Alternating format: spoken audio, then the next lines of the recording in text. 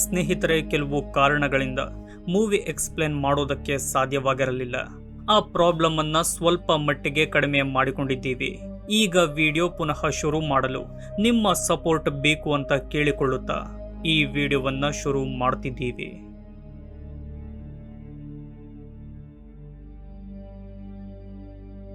ಮೂವಿಯ ಮೊದಲ ಸೀನಲ್ಲಿ ಒಂದು B form ಅನ್ನು ನೋಡ್ತೀವಿ. ಅಲ್ಲಿ ನಮಗೆ ಆಡಮ್ ಎಂಬ ವ್ಯಕ್ತಿ ಕಾಣ್ತಾನೆ. ಆ ಫಾರ್ಮ್ನ ಓನರ್ ಆದ ಪಾರ್ಕರ್ ಅಲ್ಲಿಗೆ ಬಂದು ಆಡಮ್ನನ್ನು ಮಾತಾಡಿಸ್ತಾಳೆ. ಹಾಗೆ ಅವನನ್ನ ಊಟಕ್ಕೆ ಕೂಗ್ತಾಳೆ.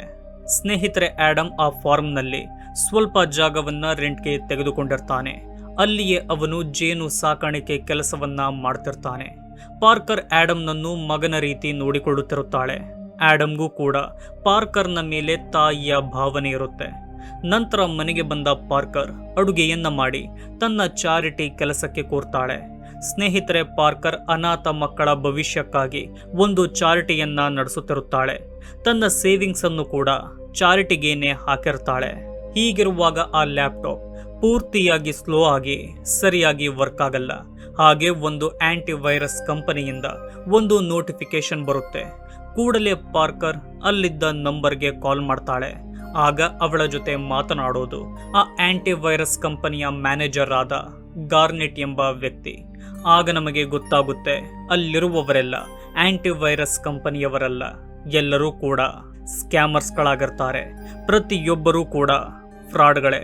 ಆಗ ಗಾರ್ನೆಟ್ ಪಾರ್ಕರ್ನ ಜೊತೆ ತುಂಬಾ ಒಳ್ಳೆಯ ವ್ಯಕ್ತಿಯ ರೀತಿ ಮಾತಾಡಿ ಅವಳ ಲ್ಯಾಪ್ಟಾಪ್ ಅನ್ನು ಸರಿ ಮಾಡ್ತೀನಿ ಎಂದು ಭರವಸೆ ಕೊಡ್ತಾನೆ. ಹಾಗೆ ಆ ಲ್ಯಾಪ್ಟಾಪ್ನ ಪೂರ್ತಿ ಆಕ್ಸೆಸ್ ಅನ್ನ ತನ್ನ ಕಂಪನಿಗೆ ತಗೋತಾನೆ. ಪಾರ್ಕರ್ನ ಅಕೌಂಟ್ನಲ್ಲಿ ಚಾರಿಟಿಗೆ ಸೇರಿರೋ $2 ಮಿಲಿಯನ್ ಇರೋ ವಿಷಯ ಆ ಫ್ರಾಡ್ಗಳಿಗೆ ಗೊತ್ತಾಗುತ್ತೆ. ಅದರಿಂದ ಎಲ್ಲರಿಗೂ ಕೂಡ ತುಂಬಾ ಖುಷಿಯಾಗುತ್ತೆ. ನಂತರ 2 ನಿಮಿಷದಲ್ಲಿ ಆ ಪೂರ್ತಿ ದುಡ್ಡನ್ನು ಖಾಲಿ ಮಾಡ್ತಾರೆ. ಈ ವಿಷಯ ಪಾರ್ಕರ್ಗೆ ಗೊತ್ತಾಗುತ್ತೆ. ನಂತರ ಆಕೆ ತುಂಬಾ ಗಾಬರಿ ಆಗ್ತಾಳೆ. ಏನು ಮಾಡಬೇಕೆಂದು ಪಾರ್ಕರ್ಗೆ ಗೊತ್ತೇ ಆಗೋದಿಲ್ಲ.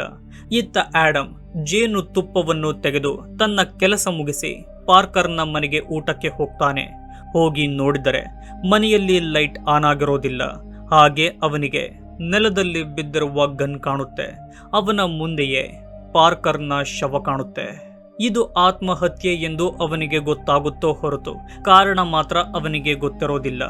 ಹೀಗಿರುವಾಗ ಅಲ್ಲಿಗೆ ಪಾರ್ಕರ್ನ ಮಗಳಾದ ವೆರೋನಾ ಎಂಬಾಕೆ ಬರ್ತಾಳೆ. ಬಂದ ಆಕೆ ತನ್ನ ತಾಯಿಯ ಶವವನ್ನ ನೋಡ್ತಾಳೆ. ಆಡಮ್ನ ಪರಿಚಯ ಅವಳಿಗೆ ಇಲ್ಲದೆ ಇರೋ ಕಾರಣ ಇವನೇ ನನ್ನ ತಾಯಿಯನ್ನು ಕೊಂದಿದ್ದಾನೆ ಎಂದು ಅವನನ್ನು ಅರೆಸ್ಟ್ ಮಾಡ್ತಾಳೆ. ಏಕೆಂದರೆ ವೆರೋನಾ FBI ಏಜೆಂಟ್ ಆಗಿರ್ತಾಳೆ. ಆಡಮ್ ಎಷ್ಟೇ ಹೇಳಿದರೂ ಅವನ ಮಾತನ್ನ ಆಕೆ ಕೇಳೋದಿಲ್ಲ. ನಂತರ ಆ ಜಾಗಕ್ಕೆ ಪೊಲೀಸರು ಹಾಗೂ FBI ಟೀಮ್ ಬರುತ್ತೆ. ಆಡಮ್ನನ್ನು ಅರೆಸ್ಟ್ ಮಾಡಿಕೊಂಡು ಕರೆದುಕೊಂಡು ಹೋಗ್ತಾರೆ. ನಂತರ ವೆರೋನಾ ತನ್ನ ತಾಯಿಯ ಲ್ಯಾಪ್ಟಾಪ್ ಅನ್ನು ಚೆಕ್ ಮಾಡ್ತಾಳೆ. ಚಾರಿಟಿಗೆ ಸೇರಿದ್ದ $2 ಮಿಲಿಯನ್ ಅಮೌಂಟ್ ಅನ್ನು ಒಂದು ಆಂಟಿ ವೈರಸ್ ಕಂಪನಿಯವರು ಖಾಲಿ ಮಾಡಿದ್ದಾರೆ ಎಂಬ ವಿಷಯ ಅವಳಿಗೆ ಗೊತ್ತಾಗುತ್ತೆ. ಹಾಗೆ ನನ್ನ ತಾಯಿ ಇದೇ ಕಾರಣಕ್ಕೆ ಆತ್ಮಹತ್ಯೆ ಮಾಡಿಕೊಂಡಿದ್ದಾರೆ ಎಂದು ಅವಳಿಗೆ ಅರ್ಥವಾಗುತ್ತೆ. ನಂತರ ಪಾರ್ಕರ್ನ ಸಾವಿಗೂ ಆಡಮ್ಗೂ ಯಾವುದೇ ಸಂಬಂಧ ಇಲ್ಲ ಎಂದು ಅವರಿಗೆ ಗೊತ್ತಾಗಿ ಆಡಮ್ನನ್ನು ರಿಲೀಸ್ ಮಾಡ್ತಾರೆ. ಆಗ ವೆರೋನಾ ಆಡಮ್ನ ಬಳಿ ಹೋಗಿ ಕ್ಷಮೆ ಕೇಳ್ತಾಳೆ. ನಡೆದ ವಿಷಯವೆಲ್ಲ ಹೇಳ್ತಾಳೆ. ಅದನ್ನು ಕೇಳಿದ ಆಡಮ್ಗೆ ತುಂಬಾ ಬೇಜಾರಾಗುತ್ತೆ. ಹಾಗೆ ತುಂಬಾ ಕೋಪ ಬರುತ್ತೆ. ನಂತರ ಆಡಮ್ ಒಬ್ಬಳು ಆಫೀಸರ್ಗೆ ಕಾಲ್ ಮಾಡ್ತಾನೆ. ಆ ಆಫೀಸರ್ ಯಾರೆಂದರೆ CIA ಅಂಡರ್ನಲ್ಲಿ ಬರೋ ಬಿ ಕೀಪರ್ ಎಂಬ ಕಂಪನಿಯ ಆಫೀಸರ್.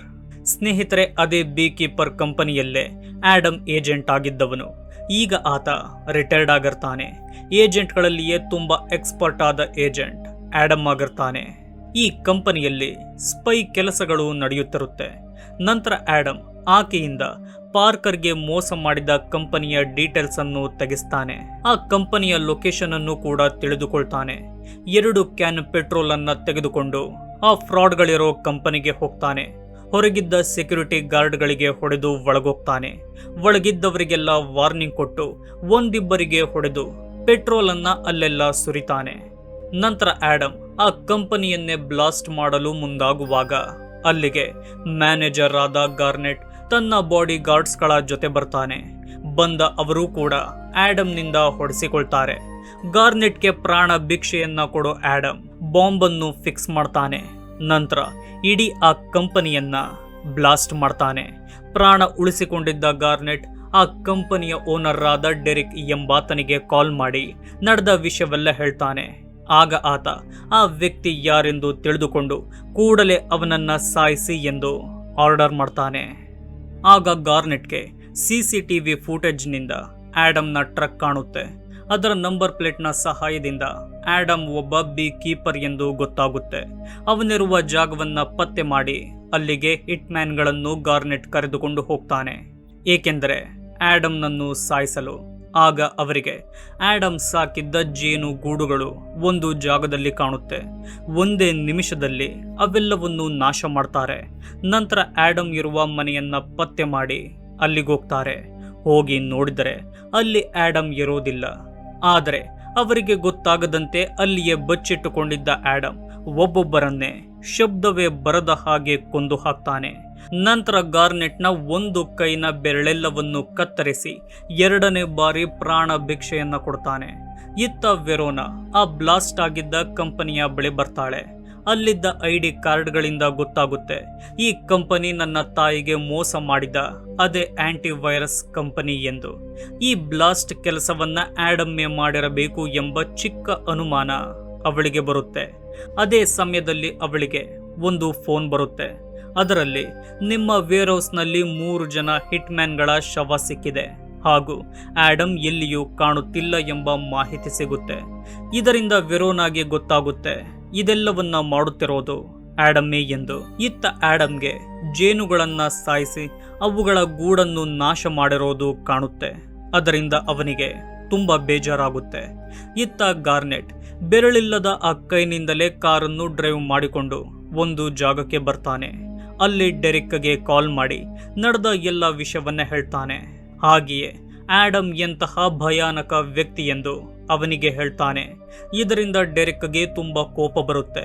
ಅದೇ ಸಮಯದಲ್ಲಿ ಅಲ್ಲಿಗೆ ಆಡಮ್ ಬರ್ತಾನೆ. ಮೊದಲೇ ಕೋಪದಲ್ಲಿದ್ದ ಆಡಮ್ ಗಾರ್ನೆಟ್ನನ್ನು ಬೆಲ್ಟ್ನಿಂದ ಕಟ್ಟಿ ಕಾರ್ನ ಮೂಲಕ ಸಮುದ್ರಕ್ಕೆ ಬೀಳಿಸ್ತಾನೆ. ಇದರಿಂದ ಗಾರ್ನೆಟ್ ಸತ್ತು ಹೋಗ್ತಾನೆ.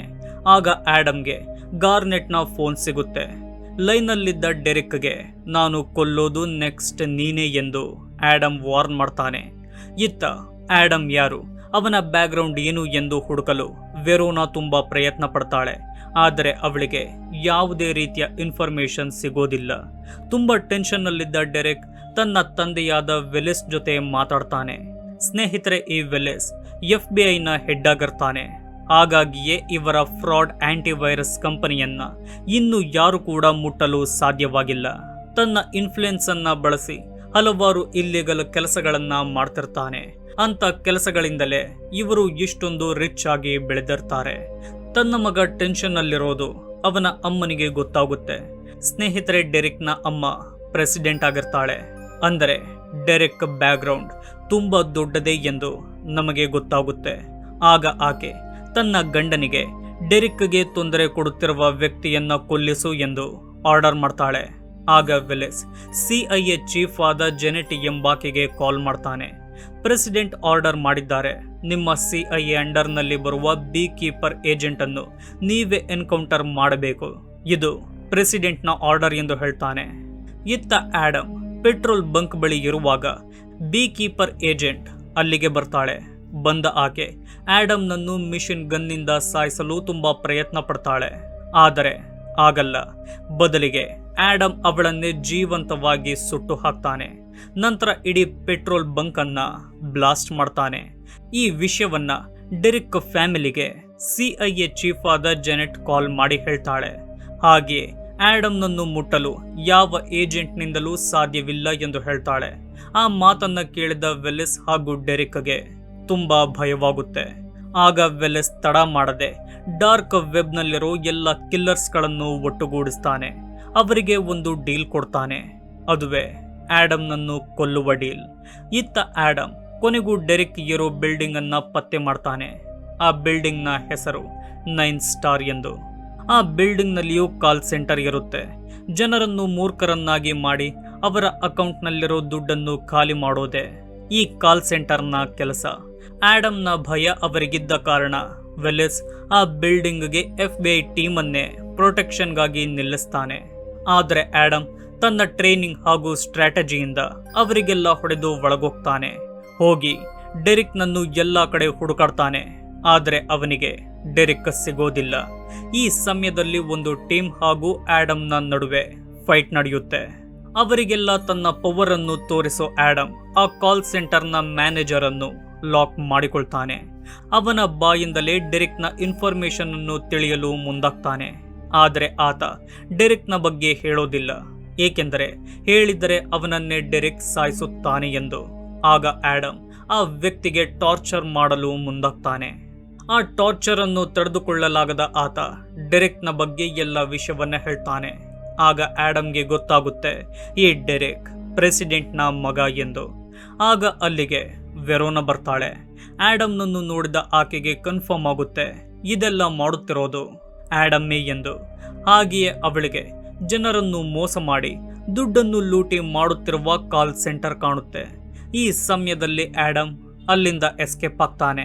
ನಂತರ ವೆರೋನಾ ತನ್ನ ಕಲೀಗ್ ಜೊತೆ ಆಡಮ್ನ ಬಗ್ಗೆ ಮಾತಾಡ್ತಾಳೆ. ಯಾಕೆ ಆಡಮ್ ಈ ರೀತಿ ಮಾಡುತ್ತಿದ್ದಾನೆ ಎಂದು ಅವನಿಗೆ ಹೇಳ್ತಾಳೆ. ಅವರಿಬ್ಬರಿಗೂ ಗೊತ್ತಾಗುವ ವಿಷಯವೇನೆಂದರೆ ಈ ಆಡಮ್ ವಿಲನ್ ಅಲ್ಲ, ಹೀರೋ ಎಂದು. ಈ ವಿಷಯವನ್ನು ನಾವು FBI ಚೀಫ್ಗೆ ಹೇಳಬೇಕೆಂದು ಅವರನ್ನ ಕಾಂಟ್ಯಾಕ್ಟ್ ಮಾಡ್ತಾಳೆ. ಅವರಿಗೆ ನಡೆಯುತ್ತಿರುವ ಅಷ್ಟು ವಿಷಯವನ್ನ ಹೇಳಿ ಮತ್ತೊಂದು ಶಾಕಿಂಗ್ ವಿಷಯ ಹೇಳ್ತಾಳೆ. ಅದುವೇ ಈ ಕೆಲಸವನ್ನೆಲ್ಲ ಮಾಡುತ್ತಿರೋದು ಪ್ರೆಸಿಡೆಂಟ್ನ ಮಗ ಡೆರಿಕ್ ಎಂದು. ಆಗ ಚೀಫ್ ಈ ವಿಷಯವನ್ನ ಯಾರ ಬಳಿಯೂ ಹೇಳಬೇಡಿ, ಇದನ್ನು ನಾನೇ ಹ್ಯಾಂಡಲ್ ಮಾಡ್ತೀನಿ ಎಂದು ಅವರಿಗೆ ಮಾತು ಕೊಡ್ತಾನೆ. ಇತ್ತ ಪ್ರೆಸಿಡೆಂಟ್ ಅವರ ಮನೆಯಲ್ಲಿ ಒಂದು ಫಂಕ್ಷನ್ ಅನ್ನ ಇಟ್ಟುಕೊಂಡಿರ್ತಾರೆ. ಅಲ್ಲಿಗೆ ಆಡಮ್ ಕೂಡ ಬರಬಹುದು ಎಂದು ತುಂಬಾ ಸೆಕ್ಯೂರಿಟಿ ಟೈಟ್ ಮಾಡಿರ್ತಾರೆ.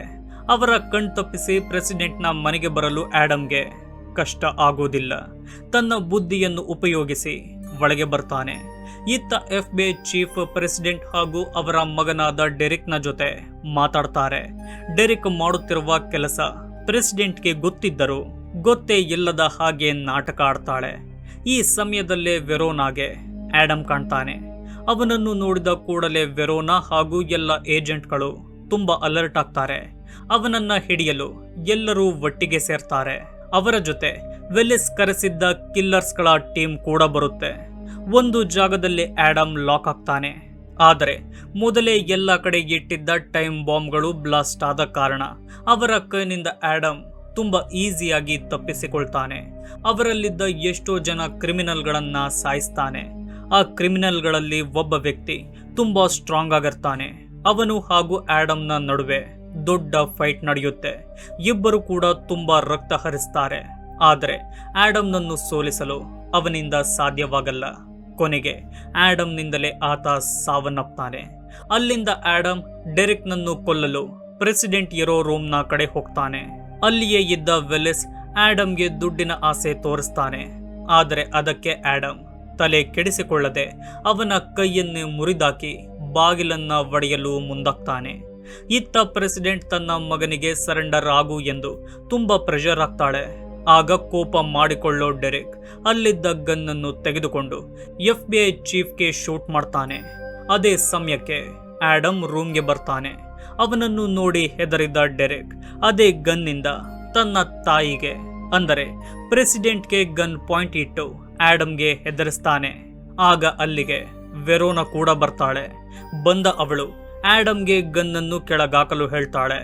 ಆದರೆ ಆಡಮ್ ಆ ಕೆಲಸ ಮಾಡದೆ ಡೆರಿಕ್ನ ಹಣೆಗೆ ಶೂಟ್ ಮಾಡಿ ಅವನನ್ನ ಸಾಯಿಸ್ತಾನೆ. ನಂತರ ಅಲ್ಲಿಯೇ ಇದ್ದ ಕಿಟಕಿಯ ಮೂಲಕ ತಪ್ಪಿಸಿಕೊಳ್ತಾನೆ. ಈ ಸಮಯದಲ್ಲಿ ವೆರೋನಾಗೆ ಆಡಮ್ನನ್ನು ಶೂಟ್ ಮಾಡುವ ಚಾನ್ಸ್ ಇರುತ್ತೆ. ಆದರೆ ವೆರೋನಾ ಆ ರೀತಿ ಮಾಡೋದಿಲ್ಲ. ಅವಳಿಗೆ ಚೆನ್ನಾಗಿ ಗೊತ್ತಿರುತ್ತೆ ಆಡಮ್ ಮಾಡುತ್ತಿರೋದು ಸರಿಯಾಗಿಯೇ ಇದೆ ಎಂದು. ಹಾಗಾಗಿ ಅವಳು ಆಡಮ್ ತಪ್ಪಿಸಿಕೊಳ್ಳಲಿ ಎಂದು ಶೂಟ್ ಮಾಡದೆ ಬಿಟ್ಟು ಬಿಡ್ತಾಳೆ. ನಂತರ ಆಡಮ್ ಅಲ್ಲಿಂದ ಸಮುದ್ರದ ತೀರದ ಒಂದು ಜಾಗಕ್ಕೆ ಹೋಗ್ತಾನೆ. ಮುಂಚೆಯೇ ಬಚ್ಚಿಟ್ಟಿದ್ದ ತನ್ನ ವಸ್ತುಗಳನ್ನ ತೆಗೆದುಕೊಳ್ತಾನೆ. ಅದನ್ನೆಲ್ಲ ಹಾಕಿಕೊಂಡು ಸಮುದ್ರದ ಮೂಲಕ ಆಡಮ್ ಎಸ್ಕೇಪ್ ಆಗ್ತಾನೆ. ಅಲ್ಲಿಗೆ ಬೀ ಕೀಪರ್ ಮೂವಿಯನ್ನ ಎಂಡ್ ಮಾಡಲಾಗಿದೆ. ಸ್ನೇಹಿತರೆ, ಈ ವಿಡಿಯೋ ನಿಮಗೆ ಇಷ್ಟವಾಗಿದೆ ಎಂದುಕೊಳ್ತೀನಿ. ಇಷ್ಟವಾಗಿದ್ದರೆ ಈ ವಿಡಿಯೋಗೆ ಲೈಕ್, ಶೇರ್, ಕಮೆಂಟ್ ಮಾಡಿ. ಇದೇ ರೀತಿಯ ವಿಡಿಯೋಗಳಿಗಾಗಿ ನಮ್ಮ ಚಾನಲನ್ನು ಸಬ್ಸ್ಕ್ರೈಬ್ ಮಾಡಿಕೊಳ್ಳಿ. ವಿಡಿಯೋ ನೋಡಿದ್ದಕ್ಕೆ ಧನ್ಯವಾದಗಳು.